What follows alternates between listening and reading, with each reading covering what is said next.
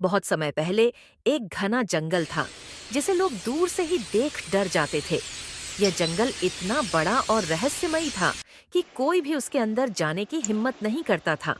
गांव के लोग कहते थे कि जो भी उस जंगल में गया वह वापस कभी नहीं आए। लेकिन इस गांव में एक साहसी लड़का था जिसका नाम अर्जुन था। एक दिन अर्जुन ने अपने माता पिता से कहता है। मैं जंगल की सच्चाई का पता लगाऊंगा।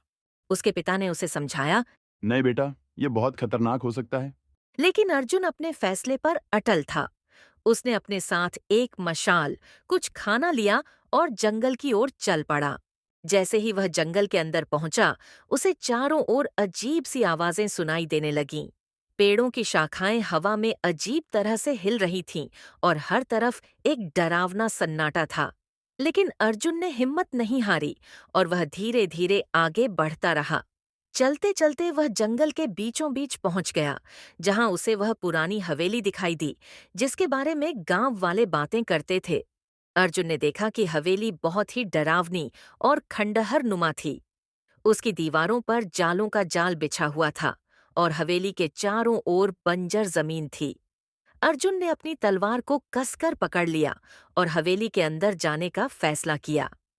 जैसे ही वह हवेली के अंदर गया, उसे अंदर एक बहुत ही रहस्यमयी और ठंडी हवा का झोंका महसूस हुआ। वहां चारों ओर धूल ही धूल थी और अर्जुन ने मशाल जलाई और धीरे धीरे अंदर जाने लगा। अचानक उसे एक आवाज सुनाई दी, जैसे कोई बहुत दूर से उसे पुकार रहा हो। अर्जुन ने बिना डरे उस आवाज की दिशा में चलना शुरू किया। चलते चलते वह हवेली के एक बड़े कमरे में पहुंचा, जहां उसे एक बूढ़ी औरत बैठी हुई दिखाई दी। वह औरत बहुत ही भयावह दिख रही थी। उसके सफेद बाल बिखरे हुए थे और आंखें लाल चमक रही थीं। अर्जुन समझ गया कि यही वह चुड़ैल है जिसके बारे में गांव के लोग बातें करते थे। चुड़ैल ने अर्जुन को देखते ही कहा। तू कौन है जो मेरी हवेली में आया है? क्या तुझे अपने जीवन से प्यार नहीं है? अर्जुन ने हिम्मत से जवाब दिया। मैं अर्जुन हूँ और मैं इस झूठी कहानी की सच्चाई जानने आया हूँ। लोग कहते हैं कि तुम इस जंगल में रहने वाले लोगों को मार देती हो, लेकिन मैं तुम्हारे इस आतंक का अंत करने आया हूँ।